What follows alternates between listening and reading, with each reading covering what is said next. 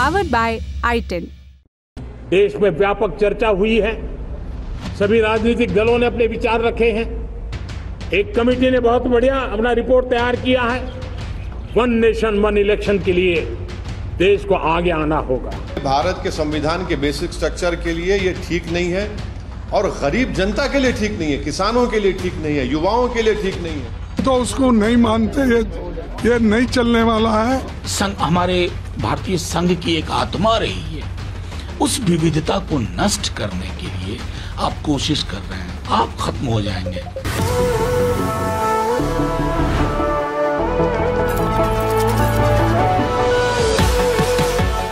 नमस्कार, स्वीकार कीजिए, अपन है कुलदीप और आप देखना शुरू कर चुके हैं दी लल्लन टॉप शो। आज शो में बात करेंगे वन नेशन वन इलेक्शन की। सरकार ने इस पर कदम तो आगे बढ़ा दिया है, पर आगे का रास्ता क्या है, इसे लागू करा पाना सरकार के लिए कितना चुनौतीपूर्ण या सुगम होगा, कौन कौन सी पार्टियां अभी इसके समर्थन और विरोध में हैं, नंबर गेम और संविधान संशोधनों के लिहाज से एक देश एक चुनाव के प्रस्ताव का भविष्य क्या हो सकता है, अगर इसे लागू कराया जाता है तो इसमें राज्यों की कहां और कितनी भूमिका होगी, और इससे पहले देश में कौन कौन से बड़े चुनावी बदलाव हुए हैं। शुरू करते हैं।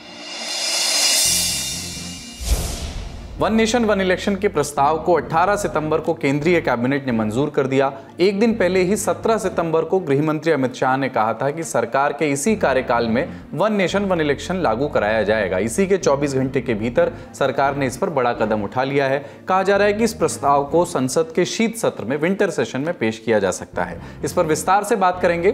पहले केंद्रीय मंत्री अश्विनी वैष्णव को सुनिए, जिन्होंने कैबिनेट के फैसले की सूचना दी। 1951 से 1967 तक इलेक्शन साइमल्टेनियसली होते थे।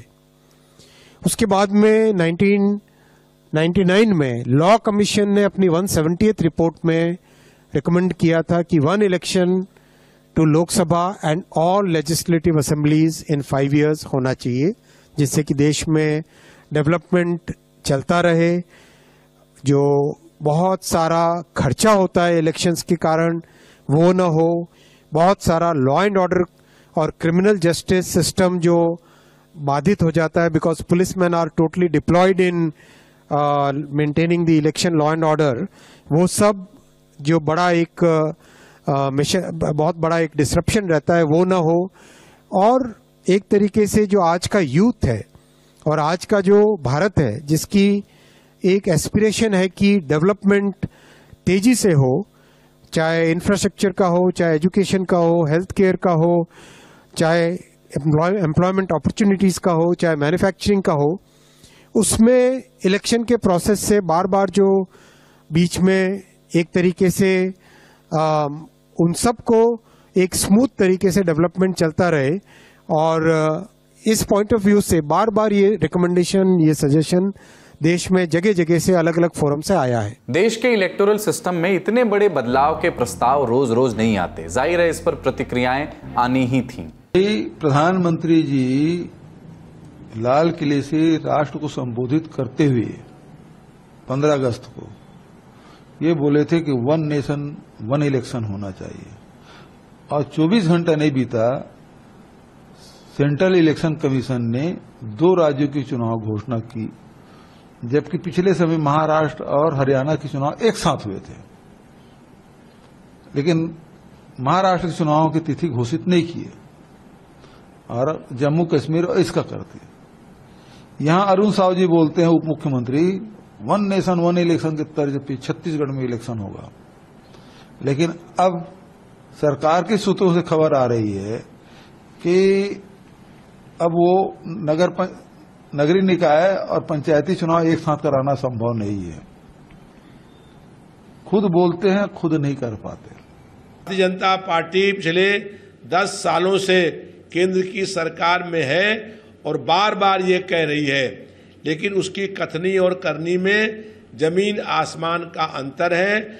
अगर वो सच्चे मन से ये चाहते हैं कि देश में विधानसभा और लोकसभा के चुनाव एक साथ हो, तो सभी विपक्षी पार्टियों के राष्ट्रीय अध्यक्ष और लोकसभा में दलों के नेताओं की एक सर्वदलीय बैठक बुलाने का काम करें। देखिए, हमें ये लगता है कि ये भारतीय जनता पार्टी का एक और नया जुमला है, और मैं बताता हूं क्यों। थोड़े दिन पहले 4 राज्यों के चुनाव होने थे।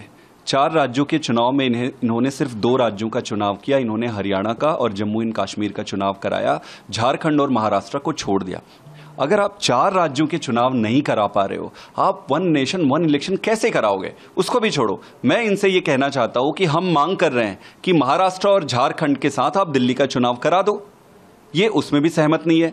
तो जब आप एक साथ 3 राज्य के चुनाव कराने में असमर्थ हैं, एक साथ 4 राज्यों के चुनाव कराने में असमर्थ है, तो फिर ये कैसे संभव है कि आप पूरे देश में एक साथ चुनाव करेंगे? तो ये एक बहुत बड़ा जुमला है। तो उसको नहीं मानते, ये नहीं चलने वाला है डेमोक्रेसी में। ये डेमोक्रेसी को टिकाना है तो जब जब चाहिए तब इलेक्शन करना पड़ेगा। तो ये भारत के जमहूरियत के लिए, भारत की फेडरलिज्म के लिए, भारत के संविधान के बेसिक स्ट्रक्चर के लिए ये ठीक नहीं है, और गरीब जनता के लिए ठीक नहीं है, किसानों के लिए ठीक नहीं है, युवाओं के लिए ठीक नहीं है। इंडिया गठबंधन के लोग केवल पॉलिटिकल कारणों से इसका विरोध कर रहे हैं। सच्चाई ये है कि देश की जनता को इससे बहुत फायदा पहुंचेगा। मल्लिकार्जुन खड़गे कह रहे हैं कि ये जो है लोकतंत्र की व्यवस्था को सब लोग जानते हैं कि अभी तक देश की आजादी के बाद देश में सारे चुनाव एक साथ ही होते थे। कांग्रेस पार्टी की गलत नीतियों की वजह से बार बार चुनाव विधानसभाओं के लोकसभा के साथ नहीं होकर के बार बार हो रहे हैं। माननीय प्रधानमंत्री जी ने देश की जनता से जो कहा था उसे पूरा करने की तरफ आगे बढ़े। एक देश और एक चुनाव, एक समय में चुनाव होने से होने वाले तमाम प्रकार के जो खर्चे हैं, तमाम प्रकार का समय है, इस सब की बर्बादी होती थी। उस सब की बर्बादी रुकेगी और ऐसे ढंग से बुनियादी सुविधाएं, शिक्षा, स्वास्थ्य और अन्य अवस्थापना ढांचा, इन कामों में देश का धन लगेगा, जो निश्चित रूप से देश के विकास को और तेज गति प्रदान करेगा। प्रधानमंत्री नरेंद्र मोदी ने ट्वीट करके 1 नेशन 1 इलेक्शन को ऐसा कदम बताया जो देश के लोकतंत्र को और भी वाइब्रेंट और पार्टिसिपेटिव बनाएगा। इसके अलावा कांग्रेस अध्यक्ष मल्लिकार्जुन खड़गे ने ट्वीट किया कि 1 नेशन 1 इलेक्शन केवल ध्यान भटकाने का भाजपाई मुद्दा है, ये संविधान के खिलाफ है, ये लोकतंत्र के प्रतिकूल है, ये फेडरलिज्म के विरुद्ध है, देश इसे कभी स्वीकार नहीं करेगा। बसपा सुप्रीमो मायावती ने ट्वीट किया, एक देश एक चुनाव पर हमारी पार्टी का स्टैंड सकारात्मक है, लेकिन इसका उद्देश्य देश और जनहित में होना चाहिए। अब जब 1 नेशन 1 इलेक्शन को कैबिनेट से मंजूरी मिल गई है तो अगला चरण होगा संसद से इसे पास कराना। इस प्रक्रिया पर अभी आगे विस्तार से हम बात करेंगे, लेकिन पहले कुछ और बेसिक बातें समझ लेते हैं। 1 नेशन 1 इलेक्शन क्या है? इसका प्रचलित और आसान अर्थ है कि देश में एक ही समय पर या आसपास ही सारे चुनाव करा लिए जाएं। 2024 लोकसभा चुनाव से पहले भाजपा के घोषणा पत्र में भी यह मुद्दा शामिल था। बहस पुरानी है, समर्थन और विरोध में अपने अपने तर्क हैं। क्या देश में कभी 1 नेशन 1 इलेक्शन हुआ करता था क्या कभी? जी हाँ, आज़ादी के बाद देश में पहली बार 1951-52 में चुनाव हुए थे, आप जानते हैं। तब लोकसभा चुनाव और सभी राज्यों में विधानसभा चुनाव एक साथ ही कराए गए थे। इसके बाद 1957, 1962 और 1967 में भी चुनाव एक साथ कराए गए, लेकिन बीच बीच में यह सिलसिला टूटता भी रहा।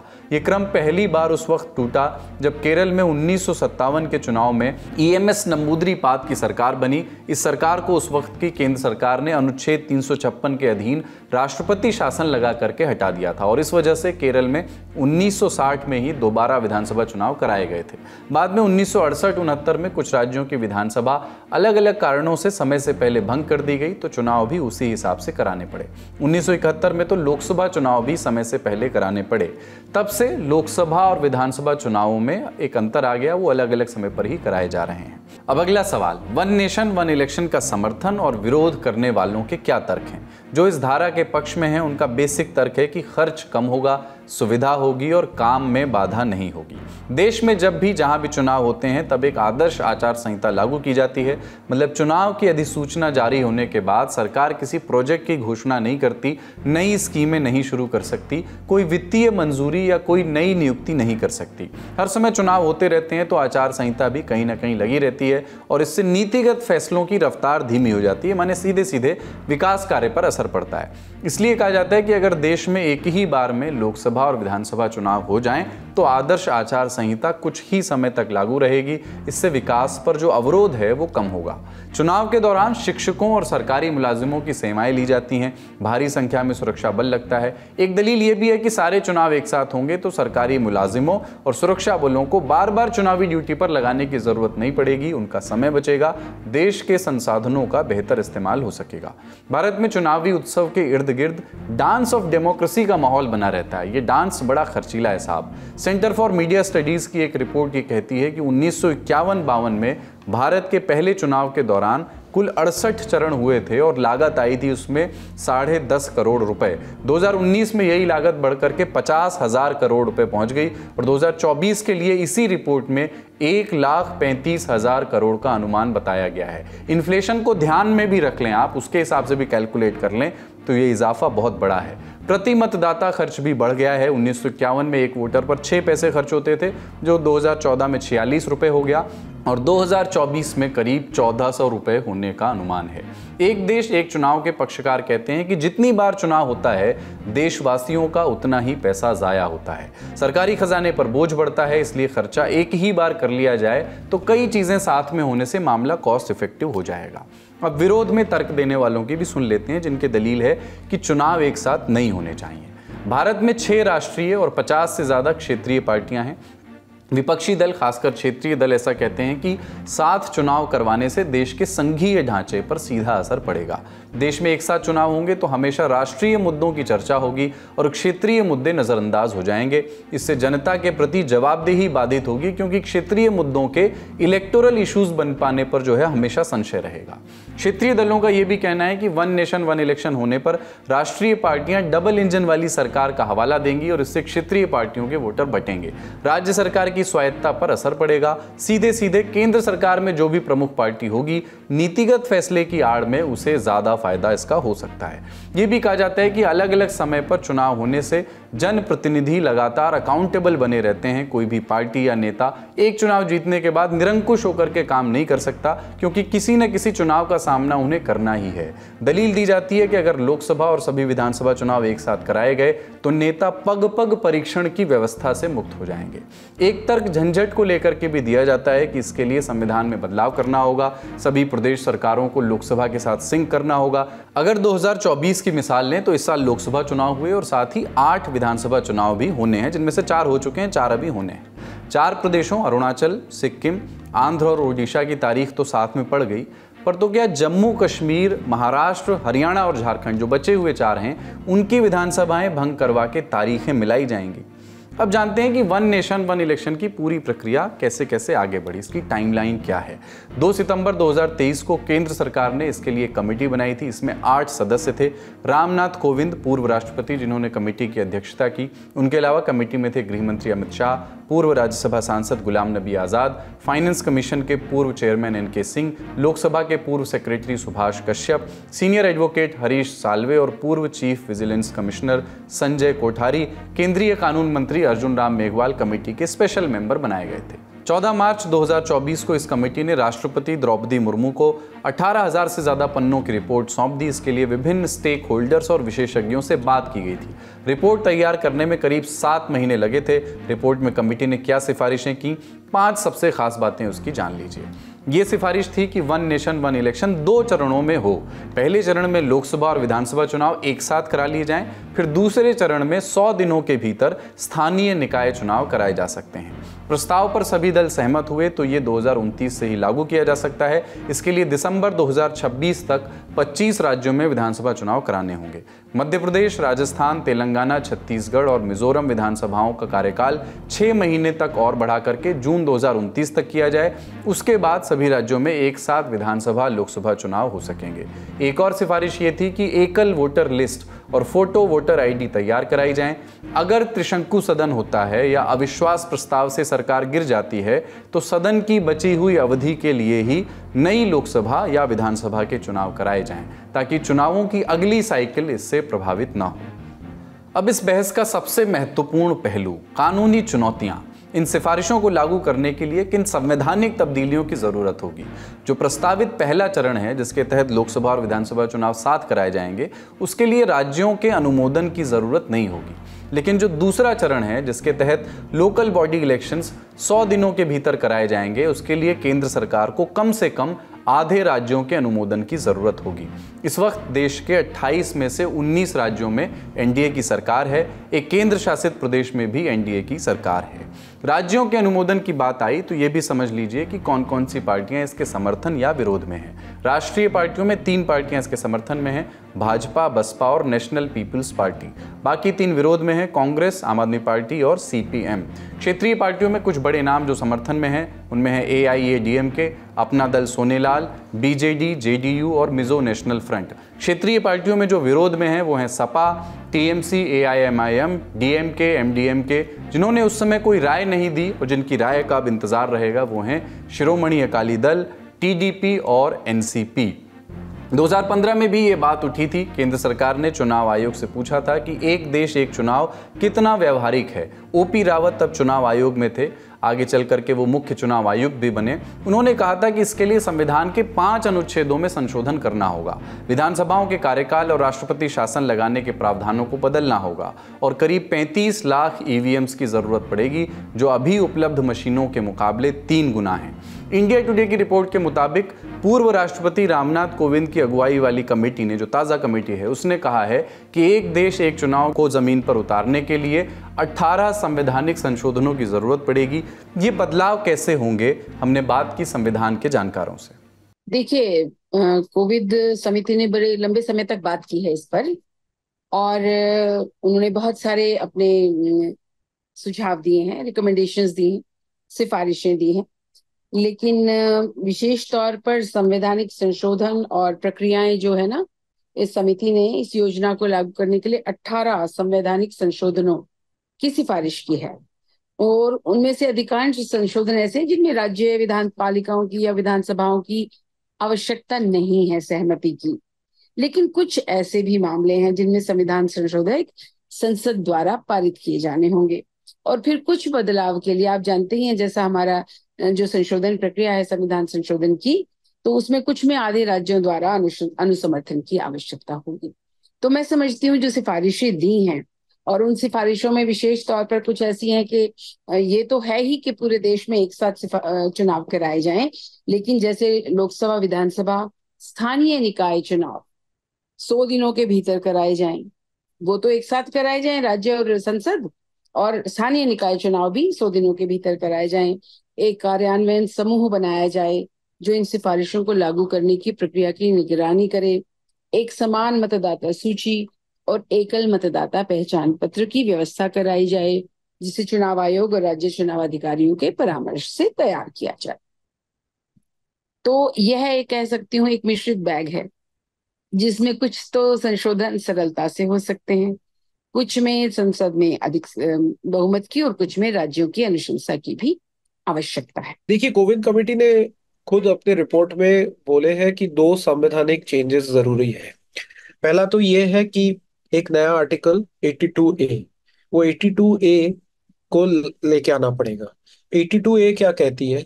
ये कि जनरल इलेक्शन, मतलब लोकसभा के इलेक्शन के ठीक बाद एक डेट होगा फिक्स, जो होगा अपॉइंटेड डेट। ठीक, वो अपॉइंटेड डेट से 5 साल लोकसभा चलेगी।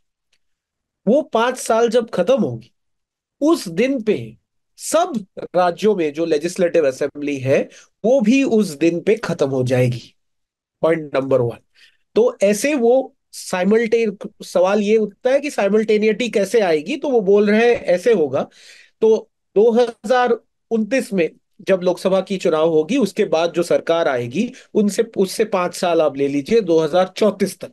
सो 2034 में एक दिन, जो भी दिन है, जून जुलाई जो भी है, उस दिन पे सब स्टेट लेजिस्लेटिव असेंबली की टर्म्स खत्म हो जाएगी और एक नया सब इलेक्शन होगा जो साइमल्टेनियस होगी।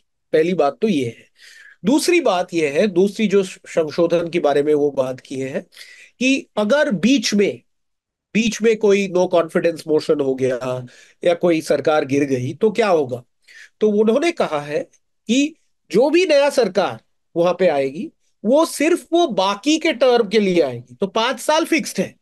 तो अब सोचिए कि 1 साल बाद कोई प्रेसिडेंट रूल लगा दिया या कोई सरकार गिर गई, तो ये सिर्फ बाकी के टर्म के लिए होगा, उसको नया 5 साल नहीं मिले।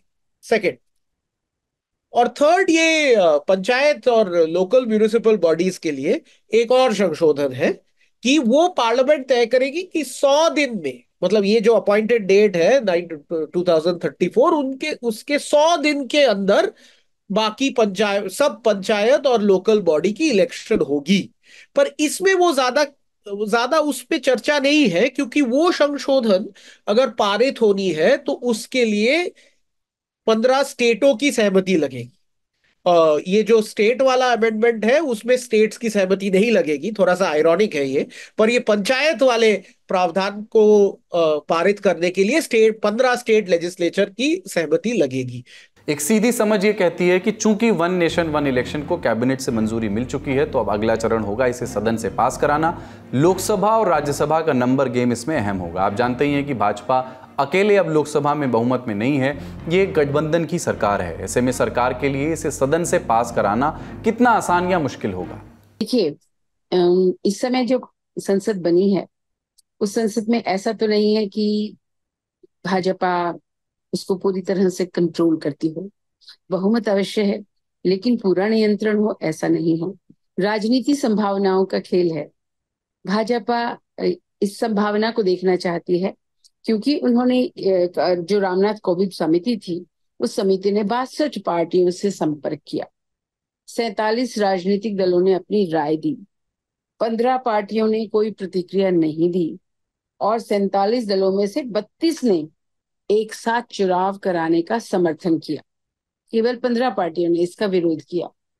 इस हिसाब को, इस गणित को ध्यान में रखकर इस समय सरकार शीतकालीन सत्र में संसद के सम्मुख यह प्रस्ताव ला सकती है, बिल ला सकती है, क्योंकि जिस प्रकार से अभी तक दलों की प्रतिक्रियाएं मिली हैं, तो ये संभव है कि भाजपा इस बिल को पास करा सके।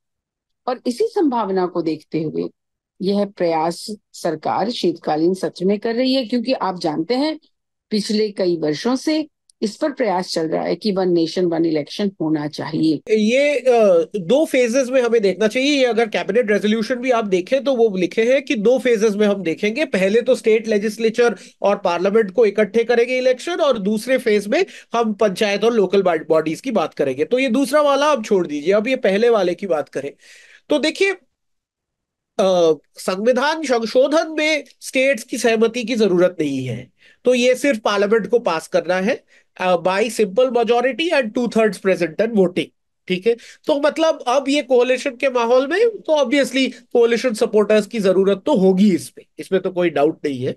पर अब कोalition सपोर्टर्स सपोर्ट करेंगे, उसका पॉलिटिकल कैलकुलेशन क्या होगा ये तो मुझे पता नहीं है। पर इसमें स्टेट्स लेजिस्लेचर की इसमें कोई भूमिका है नहीं, या ये बात साफ सबको जानना चाहिए। यहाँ एक बात जानना जरूरी है कि अभी 16 सीटों के साथ एनडीए सरकार की प्रमुख सहयोगी टीडीपी उन 15 राजनीतिक दलों में शामिल थी जिसने कोविंद कमेटी के सामने वन नेशन वन इलेक्शन पर अपने विचार जाहिर नहीं किए थे। वो एक क्षेत्रीय दल है जो अपने प्रदेश की सत्ता में है। अगर एनडीए सरकार नंबर्स मैनेज कर लेती है तो क्या ये नैया पार समझी जाए, या परीक्षाएं और भी हैं? जानकार मानते हैं कि ये मामला सुप्रीम कोर्ट की कॉन्स्टिट्यूशनल बेंच के पास भी जा सकता है। कॉन्स्टिट्यूशनल बेंच क्या होती है, जिसको संविधान पीठ कहते हैं? वो सुप्रीम कोर्ट की उस बेंच को कहते हैं जिसमें कम से कम 5 न्यायाधीश होते हैं। संविधान पीठ संविधान की व्याख्या से जुड़े किसी मसले पर विमर्श के लिए बनाई जाती है, या फिर अगर राष्ट्रपति संविधान के अनुच्छेद 143 के तहत कोई विषय आगे भेजें तो इस पर भी सुनवाई के लिए संविधान पीठ बैठती है। संविधान पीठ के गठन की जरूरत तब पड़ती है जब कानून के किसी महत्वपूर्ण सवाल से जुड़ा मामला हो। ज्यादातर मामलों की सुनवाई 2 या 3 न्यायाधीशों की बेंच यानी डिवीजन बेंच ही करती है। इस मुद्दे के संविधान पीठ के पास जाने के कितने आसार हैं, हमने एक्सपर्ट से पूछा। इस प्रकार के आंकड़े अभी तक दिखाई दे रहे हैं कि ये समिति ने इतनी वाइड इसके लिए कंसल्टेशंस की हैं, इतनी सारी दलों से बात की है, उन दलों ने समर्थन भी दिया है। और मुझे लगता है हर एक राजनीतिक दल, केवल उन दलों को छोड़कर जो रीजनल हैं या स्टेट बेस्ड हैं, ऐसे दलों को थोड़ी सी समस्या हो सकती है। बाकी अधिकांश जो राष्ट्रीय दल हैं वो ये चाहेंगे कि एक साथ, उसमें सभी को लाभ है। क्योंकि संसाधनों की बचत होगी, समय की बचत होगी, शक्ति की बचत होगी, ऊर्जा की बचत होगी, और चुनाव आयोग जो है उसको भी हर समय एक्टिव नहीं रहना पड़ेगा। खैर वो औरों का मुद्दा नहीं होगा क्योंकि दलों के लिए वो मुद्दा नहीं है, लेकिन फोकस चुनावों पर होगा और उसके साथ साथ उसी समय विकास के जो भी वादे या आश्वासन पार्टियां देती हैं उस पर होगा। लोग उसके आउटकम को भी देख सकेंगे और उस आउटकम को एनालाइज भी कर सकेंगे, और साथ ही साथ एक तरह से पूरा देश जुड़ जाएगा। इसलिए मैं कॉन्स्टिट्यूशनल बेंच का अभी संभावना नहीं देख रही हूँ, लेकिन अगर ऐसा हुआ तो सभी मिलकर उसका भी समाधान निकाल पाएंगे, ऐसी मेरी आशा है। जैसे ये रिकमेंडेशन आई है, मैं सिंपल एक सवाल, अगर 2029 में अगर ये 5 साल का क्लॉक वहां से शुरू होता है, तो आप सोचिए कि उत्तर प्रदेश की इलेक्शन होगी 2028 में और 2033 में। सो 2034 में जब वो 5 साल लोकसभा की खत्म होगी, उत्तर प्रदेश में एक मुख्यमंत्री जो भी होगी जिसी भी पार्टी से, वो क्या 1 साल करके फिर चुनाव लड़ेगा? अब ये ऐसे तो ये थोड़े ये सब इश्यूज होंगे, तो थोड़ा सा गिव एंड टेक करना है। तो मुझे लगता है कि अगर सरकार सच में ये चाहती है तो a good way of doing this is that 2029 तक वेट ना करके सेंटर अगर खुद के पार्लियामेंट के टर्म को 1 साल कम कर दे और 2028 में कर दे, तो इसमें 2 बेनिफिट हो। एक है कि 2028 में 10 स्टेट की इलेक्शन हो रही है, 10 states are going to polls in 2028, तो ऑटोमेटिकली काफी सारा साइमल्टेनियस हो जाएगा। ठीक है।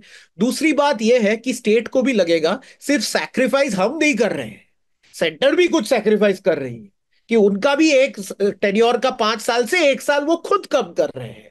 तो ये टाइप का थोड़ा ये गुडविल मेजर, ऐसे गुडविल मेजर की जरूरत है अगर ये मूव जो है ये बहुत बड़ा संवैधानिक चेंज है, बट ताकि ये एक्सेप्टेबल हो across the board. One nation one elections की जो प्रस्तावना सामने है उसके आधार पर यह देश के सबसे बड़े चुनावी बदलावों में से एक है। पिछला उदाहरण 1989 का याद आता है, जब संविधान के 61वें संशोधन के जरिए वोट देने की उम्र 21 से घटाकर के 18 वर्ष की गई थी। उस समय राजीव गांधी प्रधानमंत्री थे। इससे पहले इंदिरा गांधी ने संविधान में 42वां संशोधन कराया था। इसमें अहम बात यह थी कि किसी भी आधार पर संसद के फैसले को न्यायालय में चुनौती नहीं दी जा सकती थी। साथ ही सांसदों और विधायकों की सदस्यता को भी न्यायालय में चुनौती नहीं दी जा सकती थी। किसी विवाद की स्थिति में उनकी सदस्यता पर फैसला लेने का अधिकार सिर्फ राष्ट्रपति को दे दिया गया था और संसद का कार्यकाल भी 5 साल से बढ़ा करके 6 साल कर दिया गया था। बाद में इमरजेंसी हटने के बाद, आपातकाल जाने के बाद चुनाव हुए, सरकार बदली तो 44वां संशोधन ला करके 42वें संशोधन को निष्प्रभावी कर दिया गया था। अब एक बार फिर देश के इलेक्टोरल सिस्टम में बदलाव, शायद सबसे बड़े बदलाव की कवायद शुरू हो गई है। बड़ी खबर यहीं तक। अब रुख करते हैं सुर्खियों का। पहली सुर्खी चुनावी राज्य जम्मू कश्मीर से। 10 साल बाद विधानसभा चुनाव के लिए वहां वोट डाले गए। चुनाव आयोग के मुताबिक शाम 6 बजे तक 50% से ज्यादा वोटिंग हुई। परिसीमन के बाद हुए चुनाव में पहले चरण की 24 सीटों पर वोटिंग हुई। इसमें कश्मीर की 16, जम्मू की 8 सीटों पर वोट पड़े। 2014 के विधानसभा चुनाव में इन 24 सीटों में से महबूबा मुफ्ती की पार्टी पीडीपी ने सबसे ज्यादा 11 सीटें जीती थी। राज्य के 7 जिलों में हो रहे चुनाव में 219 कैंडिडेट मैदान में हैं। इनमें सबसे चर्चित अनंतनाग जिले में पड़ने वाली बिजबेहड़ा सीट है, जहां से महबूबा मुफ्ती की बेटी इल्तिजा मुफ्ती अपना पहला चुनाव लड़ रही हैं। ये सीट मुफ्ती परिवार का गढ़ मानी जाती है। इल्तिजा के सामने नेशनल कॉन्फ्रेंस ने बशीर अहमद वीरी को अपना उम्मीदवार बनाया है। इसके अलावा दक्षिण कश्मीर की कुलगाम सीट से सीपीआईएम के मोहम्मद यूसुफ तारिगामी लगातार 5वीं बार चुनाव लड़ रहे हैं। ये क्षेत्र एक समय आतंकवाद के केंद्र में था। इस बार यहां से 10 उम्मीदवार मैदान में है। मुकाबला तारिगामी और पीपल्स कॉन्फ्रेंस के नज़ीर अहमद लावे के बीच माना जा रहा है। लावे इससे पहले पीडीपी में थे। पहले चरण की किश्तवाड़ सीट पर भी सबकी निगाहें हैं। यहां से बीजेपी ने एमटेक की पढ़ाई कर चुकी शगुन परिहार को टिकट दिया है। शगुन का परिवार आतंकवादी हमलों का दंश झेल चुका है। नवंबर 2018 में आतंकियों ने उनके पिता अजीत परिहार और चाचा अनिल परिहार की गोली मारकर हत्या कर दी थी। अनिल परिहार उस वक्त बीजेपी के सचिव थे। किश्तवाड़ सीट पर नेशनल कॉन्फ्रेंस ने सज्जाद अहमद किचलू और पीडीपी ने फिरदौस टाक को मैदान में उतारा है। इस समय हम लोग अनंतनाग, साउथ कश्मीर का जिला है अनंतनाग, उसके अंदर पड़ने वाली अनंतनाग विधानसभा के Islamia Hanfia model higher secondary school के पोलिंग बूथ पे खड़े हैं। हम इस चुनाव का जो पहला चरण है जहां आज वोटिंग हो रही है, तो 24 सीटों पे कुल वोटिंग हो रही है, जिसमें से 16 सीटें आपकी साउथ कश्मीर में आती हैं, तो 8 सीटें जम्मू संभाग में आती हैं। अगर आप वोटिंग परसेंटेज देखें तो आपको खासा अंतर दिखाई देगा जम्मू बनाम कश्मीर के संभागों में। कश्मीर के जब संभाग में आते हैं तो आपको मैक्सिमम वोटिंग परसेंटेज अभी तक, जब हम ये वीडियो शूट कर रहे हैं बुलेटिन के पहले तक, तब ये आपको 40-41% मैक्सिमम दिखाई देता है। लेकिन जैसे ही आप धीरे धीरे डोडा, किश्तवाड़ और उन इलाकों से जम्मू के उन इलाकों में दाखिल होते हैं जहाँ पे आज वोटिंग की जा रही है, तो आपको एक साइजेबल डिफरेंस पता चलता है, जहां पे कई इलाकों में 50 से 60% तक वोटिंग हो चुकी है। इस पोलिंग बूथ की बात करें तो पार्टी के रिप्रेजेंटेटिव्स के हवाले से इस पोलिंग बूथ पे खासकर अभी तक 27-28% वोटिंग हुई है शाम के 3-4 बजे तक। इसके बढ़ने या घटने की भी आशंकाएँ हैं, घटेगा तो नहीं, बढ़ेगा ही, बढ़ने की भी संभावनाएँ जताई जा रही हैं। और साथ ही ये भी कहा जा रहा है कि चूँकि लोग थोड़ा इसमें थोड़ा सा फ्यूचर को लेके बहुत श्योर नहीं है कि जो चुनी जाएगी सरकार उसका रोल क्या होगा, पावर में कौन बैठेगा, मुख्यमंत्री कौन बनेगा, पार्टी डिस्ट्रीब्यूशन कैसे होगा, कोalition बनेगा तो कैसे बनेगा, लोग इसको लेके बहुत ज़्यादा अनश्योर हैं। तो वो इसलिए भी थोड़ी अरुचि दिखा रहे हैं। और साथ में ही चूँकि लोगों के दिमाग में एक ये परसेप्शन है कि ये कहीं ना कहीं ये दिल्ली वाला मॉडल है कि सरकार एडमिनिस्ट्रेशन और ट्रांसफ़र पोस्टिंग और सिक्योरिटी, लॉ एंड ऑर्डर ये एलजी के हाथ में होगा और मुख्यमंत्री को नाम मात्र की पावर्स दी जाएगी। लोगों के दिमाग में इस तरह की परसेप्शन है, तो इस तरह से भी थोड़ा सा कम वोटर टर्नआउट दिखाई दे रहा है, खासकर कश्मीर के इलाके में। साल 2019 में अनुच्छेद 370 हटाने के बाद पहली बार हो रहे चुनाव में बिजली पानी के जरूरी मुद्दों के अलावा कश्मीरी पंडितों के पुनर्वास का मुद्दा भी अहम है। चुनाव आयोग ने कश्मीरी पंडितों के लिए विशेष मतदान केंद्र बनाए हैं। पहले चरण में 6 कश्मीरी पंडित उम्मीदवार भी मैदान में हैं। अगली सुर्खी कोलकाता रेप मर्डर केस से जुड़ी हुई। इस मामले को लेकर जूनियर डॉक्टर्स ने हड़ताल खत्म करने से इनकार कर दिया है। डॉक्टर्स ने पश्चिम बंगाल के मुख्य सचिव मनोज पंत को चिट्ठी लिखकर के कहा है कि उनकी सभी मांगें पूरी नहीं की गई हैं। आपको याद होगा कि 16 सितंबर के दिन जूनियर डॉक्टर्स और मुख्यमंत्री ममता बनर्जी की मीटिंग हुई थी, जिसके बाद कोलकाता के पुलिस कमिश्नर विनीत गोयल को पद से हटाकर मनोज वर्मा को कमिश्नर बनाया गया था। अब junior doctors health secretary NS निगम के इस्तीफे की मांग कर रहे हैं और अस्पतालों से थ्रेट कल्चर को भी खत्म करने की मांग कर रहे हैं और वो चाहते हैं कि उनकी मुख्यमंत्री से एक मुलाकात और हो।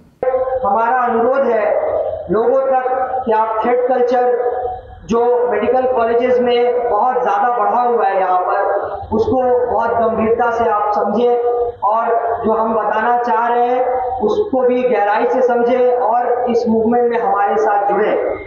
इसके साथ ही साथ जो थ्रेट कल्चर जो बनाया गया वो इस माध्यम से बनाया गया कि काउंसिल या रेसिडेंट डॉक्टर एसोसिएशन जो भी थे पहले यहाँ पर, जो काउंसिल थे, उनके जो नेता या जो भी प्रेसिडेंट या जनरल सेक्रेटरी बनाए जाते थे वो हम पर थोप दिया जाता था। दूसरी तरफ टीएमसी के महासचिव और ममता बनर्जी के भतीजे अभिषेक बनर्जी ने डॉक्टर्स से हड़ताल खत्म करके वापस लौटने का अनुरोध किया है। डॉक्टर्स की मान मनोबल के साथ ही अभिषेक बनर्जी ने सीबीआई पर भी निशाना साधा। आरोप लगाया कि सीबीआई ने पिछले 10 सालों में एक भी जांच पूरी नहीं की है।